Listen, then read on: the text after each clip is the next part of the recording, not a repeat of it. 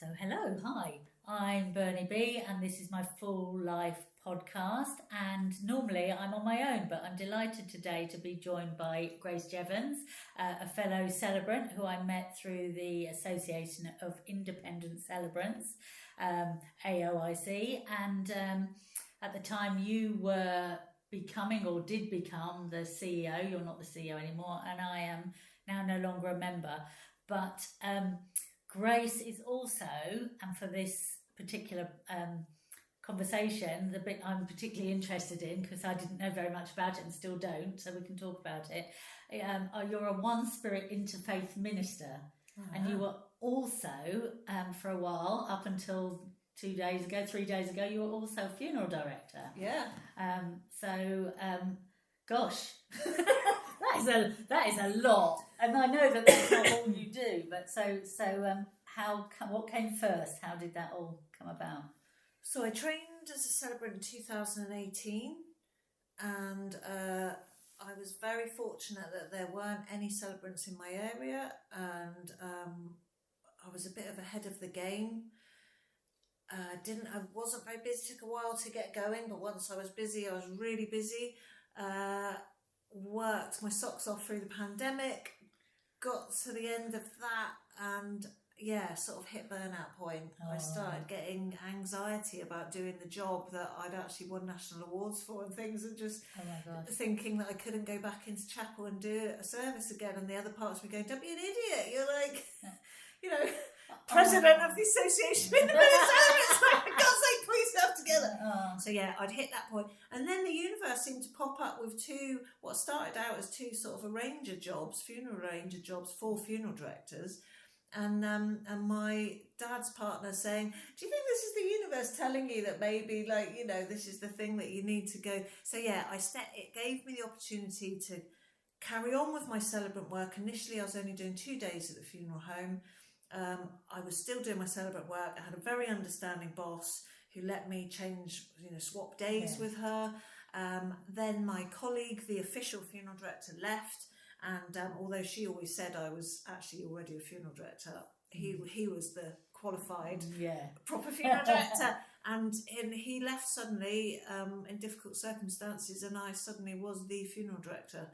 And I had learnt a certain amount along the way, but I pretty quickly had to measure up and do more days. So then my celebrant work really took a back what do you call it? Went on the back burner then, for sure. Although I still carried on doing services, but predominantly I was a funeral director.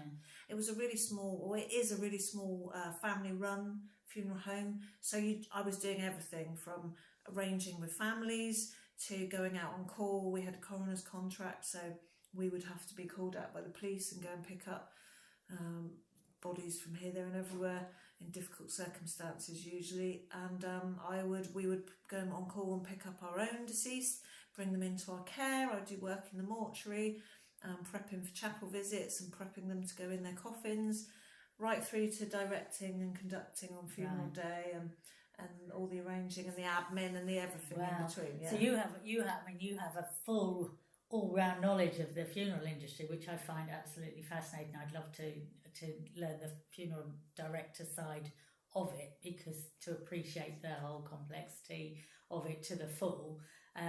But you also kind of had an initiation by fire really from the start, because you went in, got your grounding in for a year, and then the pandemic hit. No, so this was post-pandemic. Through the pandemic, 2020, this was the start of 2023. Oh, that you became a funeral director. 2020, 2021, 2022, I was just absolutely flat out. When I started the job as a celebrant, I wanted to... I only wanted to do sort of 2-3 services a week, and really I'd been living in abject poverty for a few years, over a decade to that point, and I had a bit of a change, some circumstance in life that allowed me to retrain and shift on, and that was the break. That was my lucky break, as it were,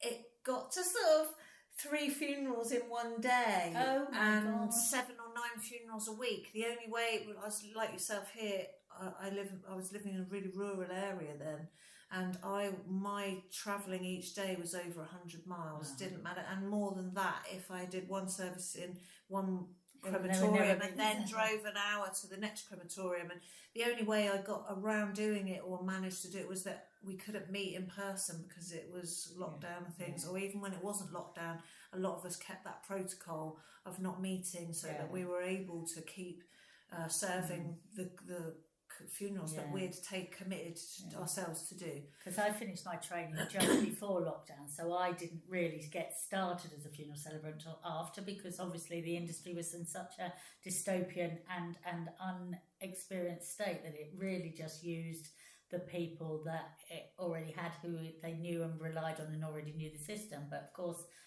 like we were talking about earlier, half of those people, if not more, dropped off the scene because they were isolating, because they were carers, or because they had health issues of their own. So the few celebrants that were still working in this dystopian and reality that we were living in were rushed off their feet doing, The best bit was, though, there was literally no traffic. It was like the Armageddon had happened, and you're driving in the cities and you're like, wow, this is amazing. It's always a positive. I was quite gutted when people got back on the road. I have to say, I was quite gutted when the traffic started again, and also going back and trying to set up a work system after it was quite difficult. Yeah. We had 2 years of not. But also in that time, it was in the autumn of 2020 that I started the 2-year ministry course. Right, oh gosh. And that was literally, as well as running a home and looking after my daughter as a single parent, and it was full on, and that was literally spiritual boot camp, essays and assignments and certain commitments that you had to do every month and every week to meet the standard for that course. So my question is why? Oh my gosh, you were rushed off your feet as a mum. You'd just learnt and were running a new business. The pandemic had hit. You'd signed up. What made you sign up for the course? So when I first qualified and got my certificate, and I was all a bright, shiny new celebrant, and I looked up celebrants in my local area, and there was only one lady, and she does work as a celebrant, but she, on her Instagram, it said One Spirit Interfaith Minister. Right. And it straight away tweaked my interest. I was like, oh, what is that? But this was in 2018, and we went for a cup of tea and a cake, and I grilled her about that, and she told me, and it just sort of whetted my appetite. But then I was into starting to build up my business, getting funeral directors to know me, so that sort of went a bit on the back burner until the next year, when, I don't know, it's just something, I guess it just didn't leave my brain, and I ended up, so it would have been in the autumn of 2019, they had in the September, I think they had like an online open day. Right. And then I was in the process then for that year of preparing and leading into starting the ministry course a year later. Right, oh my gosh. And then, of course, pandemic came in the meantime, unexpected. But you'd already committed. That was it. And unlike me, who had all the time in the world to do some training, that's when I started my end-of-life doula training, was during the pandemic, because I had time, because I was furloughed from my B&B, not from my celebrant, because I hadn't started that. But I had plenty of time to commit to that, and you were like twice as busy as a celebrant, and you were doing your course and all the other stuff that you have to kind of adjust to. Tell me, what is a One Spirit Interfaith Minister? So it's registered as an educational charity, because everybody's got to have a status officially these days, and it used to be called the New Seminary. It started in, I think it was New York, it started in America. It was a rabbi, and there was one or two others that they started it, and then a woman called Miranda, she was tasked by them, she was a student of theirs, I think, and there is a light about that woman that's unexplainable, and she was tasked with, literally they were like, right, you're going to England and you're going to go and set this up over there. And she's a bit like, what? Why me? Like, what's this? Anyway, she did. She duly carried it out. And there was a lady, sadly, she died last year, my lead tutor, Nicola Coombe, just like a phenomenal woman. She got on board at some point, and it grew and grew. And basically, they have a core set of ethics and principles which are all around acknowledging and revering life, acknowledging the divine in all. It's very much about reconciliation, healing, equality. Like you go on it, so you can go on one of their courses, and you don't have to be ordained, and you don't have to sign up to be a reverend, and you can just do it as a personal development. There was one gentleman on the year before me. He just wanted to be a really good grandfather. Right. What happened after that? Because in the end, his grandchildren he was doing a lot of it was coming that he was doing a lot of the care whilst his children were at work. Mm-hmm. And then, of course, those children would go on to going to school in the end. And then he would look at what his ministry might develop into. But he literally just did it as that, because he saw that those grandchildren that were in his care were going to be the future. Right. So some people do it like that. A friend of mine, she's a spiritual lead in NHS wards for mental health and women's health wards. Another friend of mine is a social worker. Another friend of mine is the minister leading a United Reform Church or Unitarian Church. Mm-hmm. Some of them just become celebrants. So you sort of think of a reverend, you straight away think of religion and church. That was my next question. What's the difference between spiritual and religious? Yeah, so we don't have a church or churches. If you end up leading your own church or starting that sort of group, all power to you. Off you go. When after our ordination, they recommend that you just sit with everything. I mean, the 2 years is immense, and you continue ongoing the learning and the study. I certainly have. I'm somebody that's really kept up with that. But it's good to sit for a while and just let it really embed in you and just see how your ministry is going to unfold. What are you called to do? And basically, we put ourselves in service to humanity, to nature.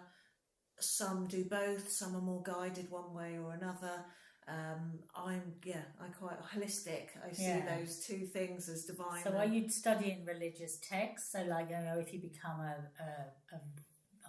I'm an atheist, I talk about that, but I'm open to hearing about everybody's spiritual journey, and I'm respectful of anybody's religion or faith or whatever they want to follow. But what I'm trying to get my head around with the One Spirit Interfaith is, what text are you learning from, or is it not?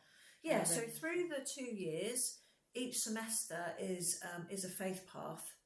So we started off with what they called earth-based, because basically it was what was before religions. Right. And then we did Judaism, we did Christianity, we did Islam, we did Buddhism. The last one was supposed to be Hinduism, but we ended up doing Taoism. We did modern faith paths.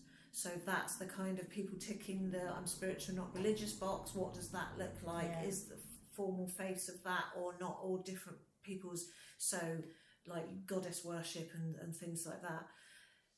Alongside that, you took a point in the time of life. So of course that we have christenings and namings. We have weddings and hand fastings and civil partnerships. We have funerals, obviously, end of life things. And then there was also things like, there was another one that was more like a rite of passage. Oh, so that would be your teenage years. Yeah. We just use that block of time. Things in the Jewish. Yeah, because outside of that, there's not many. Like, even I suppose you have your confirmation, but that's in Christian and Anglican and Catholic, but that's very within their faith. Whereas, you know, we used to have things where when girls started their menstrual cycle, that was really, there would be a ceremony for that. The women would gather around that girl. I'm kind of not sure what they would have been for boys. But yeah, a lot of that sort of thing has been lost. So you would be marking, we would have to learn about ceremony and writing, which that was an easy aspect for me because I was already a celebrant, so I was writing ceremony all the time. But it was interesting because I learned a lot more about different ceremony and different rituals. So you taking each part of your life, so you start off with Judaism and you're studying that, and your assignments in that semester are going to be, and your study is going to be on that, but at the same time, you know, at the end of it you have to do a practicum, and that practicum is going to be a christening or a naming or that sort of a welcoming into the world, and it could be even a name change or adopted a child, a family have adopted a child in, and you would do so it was a bit broader than just your typical sort of christening. And but at the same time, you're also working through, because the whole thing was about sort of stripping yourself back emotionally and mentally, and working through your own traumas and past hurts and things, so that when you are off out in your ministry, at the other end of it, you're not a wreck when something, you know, we have this word now, trigger, don't we? Something doesn't trigger you when you're trying, because we are also trained in spiritual counselling and accompaniment and spiritual directorship. So the whole thing is running along together. You're doing peer counselling, and you have supervision with usually it was one of the tutors in the faculty. So it wasn't just you trying it out on your peer partner. There was some accountability and measurement by an actual tutor. The whole lot is running together, and it's all interlinked. And it was just, and then boom, that semester's done, and you're on to the next faith path. So that's why you really have to continue your study, because you just can't. You're only getting an insight. Yeah, because you don't even really touch the tip of the iceberg. Yeah, I suppose, because when and I still am training as an end of life doula, because, like you say, triggers and all of that. The lot of the training involves a lot of self-analysis, introspection, self-healing, all of those types of things. It's quite an emotional journey that you go on through the process, because you're going to be sat alongside people who are dying, and really key. And the family dynamics within that. It's like, same with the celebrant role or anything like that. You come across family dynamics and situations that you may have had or be experiencing in your own life that can trigger, and so you need to be looking at what might be your triggers and what you might need from that. But what I've liked about what you've said, I found really interesting, and still a little bit confused about where it sits, is that by training into faith, you learn and to understand the tolerance of knowing where each religious group is sort of coming from, and the direction, and why they have the rituals that they have, and why certain things are important to them, and why it is different within their religious practice compared to someone else's. And it also means that when you are serving... Sorry, I'm going to have a drink of water. When you say about tolerance, you cannot not... I think there's a real aspect of, you cannot not tolerate something when you have even a minuscule understanding of it. When people, when there's the unknown, that's usually when there's fear builds up, and then when fear builds up, it's all kind of preconceived ideas and notions, and listening to snippets, and God knows, you know, with social media and YouTube and the like, you can be fed all kinds of notions and people's opinions, and some people give these opinions as if it's like some sort of fact, or as if, and they can come across quite as if they're very educated on the matter, and they're talking absolute nonsense. They're just spilling off their thing, and you can get quite affected. Whereas when you've dug into a thing and understood it, I because again it was a bit restrictive. We were supposed to go in each semester. We were supposed to go to a temple or a synagogue or a community event in a mosque. But of course that was limited because everything was shut down. So that was quite difficult. But I think even having what a beauty that came out of it, which didn't diminish any particular faith path or their practices and beliefs, but what came out of it was how in the human aspect of how interesting it was, the crossovers of the festivals, and then depending how much you went down the actual history side of it, or you went down their faith path side of it. I did a bit of both because I'm quite sort of I like to really dig a thing. You're like the terrier. Won't give up. I like to go in the hole. That was really interesting, and that's when you think, especially with the reconciliation and the healing and the allowing for all, I'm at a loss. I see why it is, but on the same token, I'm at a loss to understand, why are you fighting like it's a different God? Did you think that, if it's all, each God has done the creating, but actually there's only one planet and then there's only one lot of us, whether we're different faiths or rather than fighting, why did you accept that you're all... Common sense should tell you there's only one creator, there's one planet. There's one, and you're all just found a different way to worship and respect that. I always say as an atheist, to quote Ricky Gervais, is it's only one less God that I don't believe in. If you've got if everyone has their own God, then I've only got one less than everyone else. And there are you were telling me 400. I think I'm sure it's 40,000 now Christian denominations, because it splits and splits and splits. And I think America's a big part of that, because they've fractured into all kinds of wonders of Christianity. But I think there's a lot of people now that are either atheists because with the age of scientific research and study, we've got that far away from understanding that there's a divine part of us, or that there's a sense of spirituality in the world, or they're just sick to death of all this fighting and conflict and nonsense and arguing, and my God's more right than yours, and even within the Christianity, my church is more right than you, I believe. And also atheists, some must look and just think, oh my word, I can't even be bothered with what the difference is between the Bible. How can you say that is the word of God? And just the common sense of some of that. I think as an atheist, I look into religious groups, and I on the one hand, I think how lovely that you believe you have something to grasp onto and hold on to that gives you your reason to be, and a path after you have been a physical being on earth. On the other, the fact that it causes you to fight with all the others for this level of supremacy.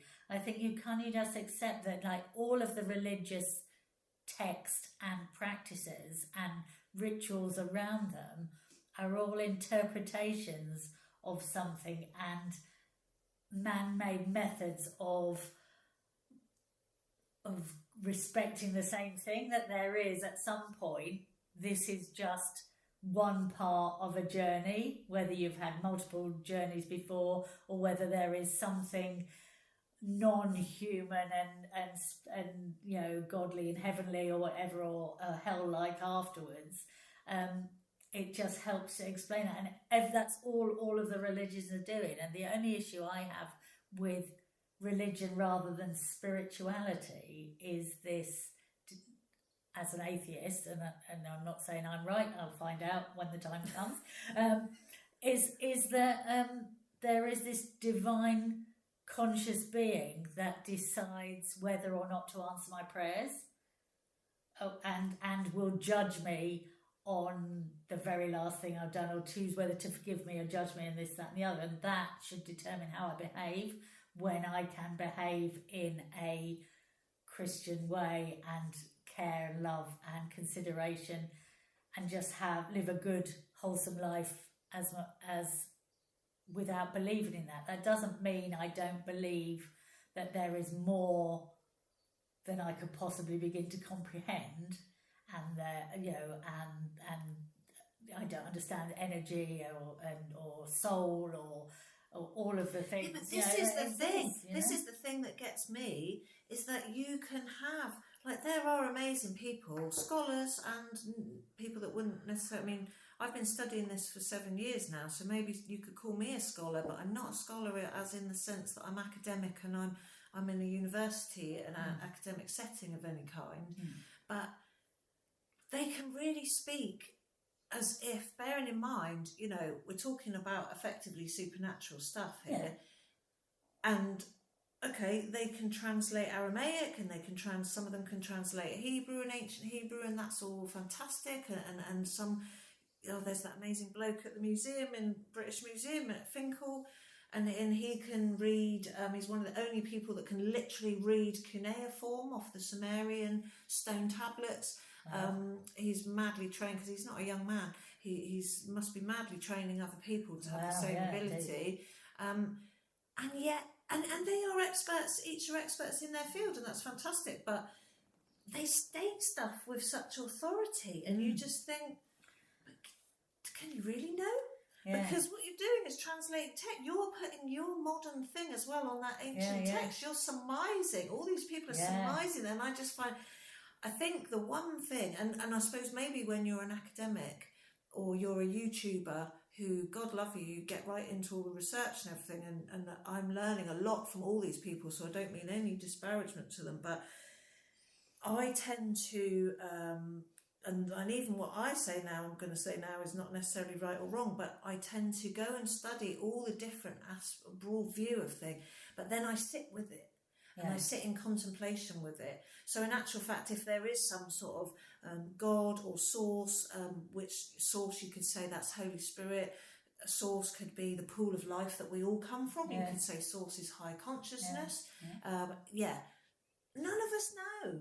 None of us know. And one thing I do think is that if there is, well, it's a God of your own understanding, but whether God is like this source thing, or God is some sort of man on a cloud, and people then dismiss that, but then we learn about the Sky Council, and you think, which is in the Bible, and you think, oh, okay, so maybe there is some dude that's a light being or an alien being or something, and he's on the Sky Council. You know, again, this is all stuff, as much as like, we don't know what happens after we die, it's all stuff that you just don't know. But I do have a sense that we're all meant to be different. We're all meant to experience this thing called life in a very different way. Partly the practical side of it is, if you don't have comparison and differentiation, you can't learn, because nothing rubs you up the wrong way. Nothing. If you don't have black, if you don't, everyone agrees. You never question.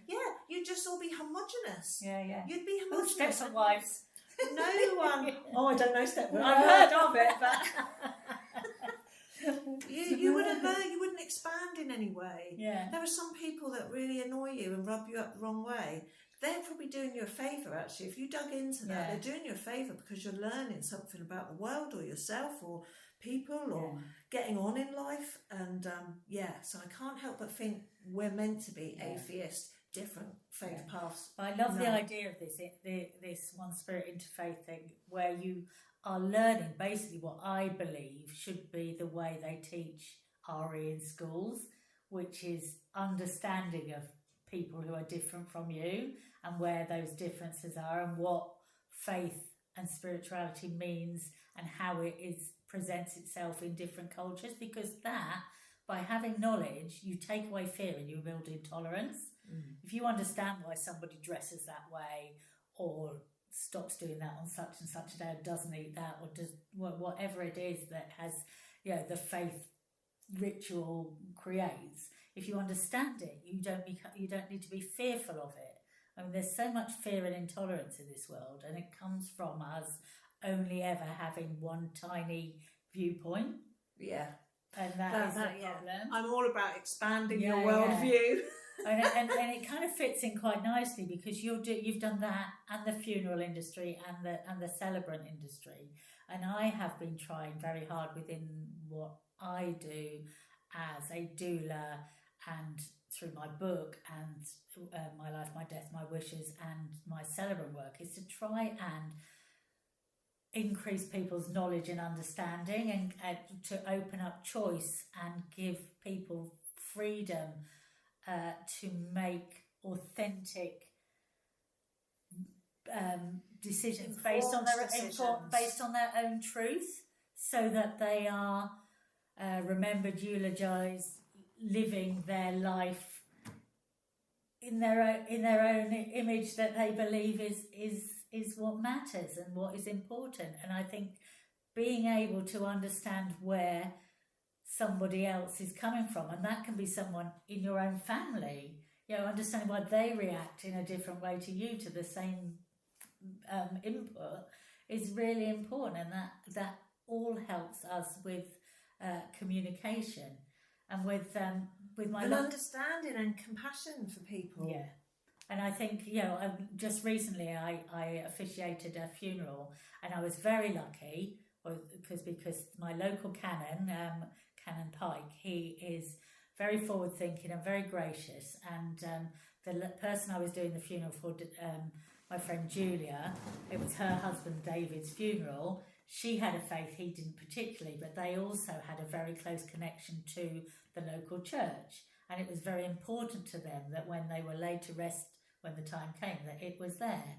But I knew her and I'm a friend, and I'd been working with her a bit as a doula, and she wanted me to deliver the funeral. So what we ended up doing, myself and Canon Pike, is we did a collaborative, we officiated a collaborative funeral.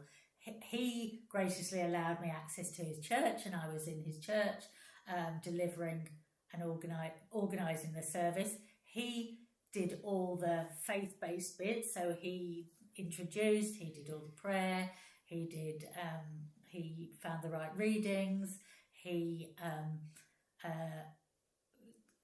said the words of committal and all of the things that were important to Julia, and then I provided all of the sort of joining pieces and the eulogy and the storytelling and other ritual alongside the prayer and the committal that helped the rest of the congregation and the family connect everything together. So it became this beautiful, holistic, wholesome, very authentic, very true storytelling exercise that helped everybody with or without a faith take the next step into their journey of grief and acceptance and life. And I am so grateful to him for doing that, and I just think we should be doing more of that. Yeah, those collaborations can really work. And when it comes to the church, it's very much down to the minister and his connection. Well, I suppose just the minister's attitude about what should happen in his or her church, about what an end of life a celebration, or whether it should be a very staunch religious service and there's no crossing over that line. I mean, I know in my experience as a funeral director, I know of some vicars that are they've chosen Psalm 23 and all things bright and beautiful again. I'm going to lead them in a different. I should be choosing the prayers. Yeah. Why should you be choosing the prayers? What does it matter if they're singing all things bright and beautiful again? It's only the first time for them. It's not. Yeah, and in actual fact, it's there. It's there. I suppose they don't see. We're used to working as celebrants very much in service to that family. Yes. And so if they want, ABBA, they have Super what they Trooper, want. Yeah. That's what they're going to have. Yeah. And some ministers are really happy to go along with that in churches, and others, I mean, Catholics, I'm not quite sure, because that would be more of a mass. So again, that's another tier again. Yeah. That is a very set service. But the Catholics, the way that they experience mass, it's a very passionate thing for them. So that is, you might have some different music at either end, but you're absolutely going to have communion mass in the middle, and you'll get, because that makes them feel comfortable. It makes them feel like they've done it right.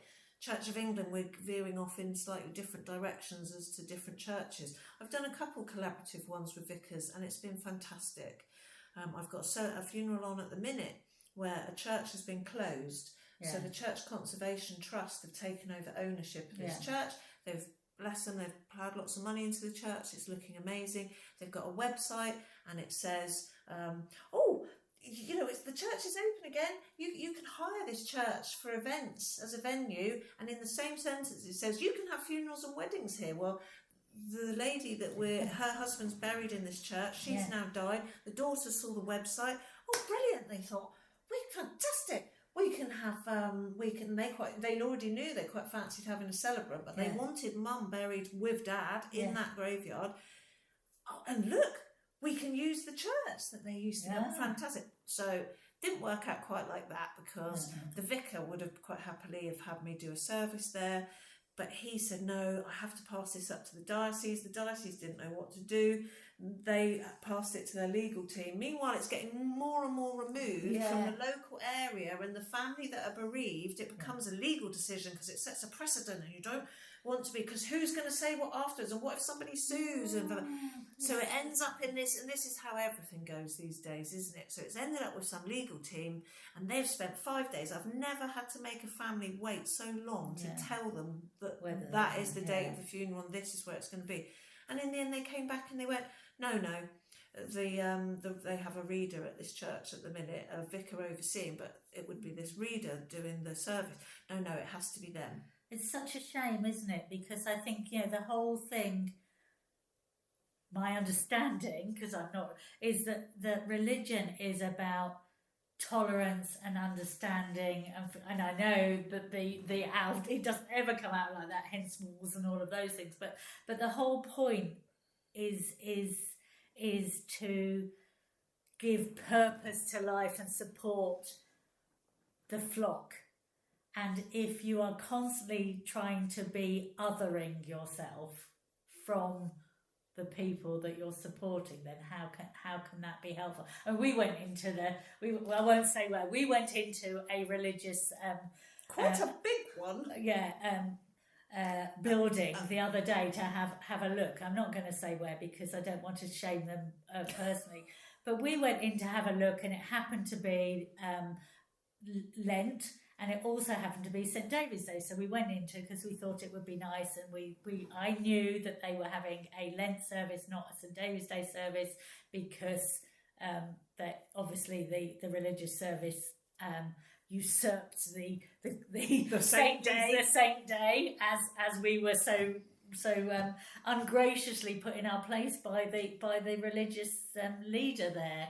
And then we said, well, now that I explained that we'd come after the service so that we could enjoy the building and look at the stained glass and really appreciate the thing. And I introduced you as a One Spirit Interfaith Minister, and this gentleman looked down his nose at us, the three of us, and he said, well, you can probably go in safely now, all the Christians have gone, you'll be okay. Didn't ask, had no idea that I wasn't, as it happened, my friend was a vicar's daughter. And I lead services of worship in there because I'm open to serving, and I happen to be in a position where old people have dropped out and people having knee operations, and I ended up serving in a church, so I serve at the communion service, and then that led me to lead services of worship. So the irony is this other church won't let me stand and do a funeral because they think I'm some random celebrant,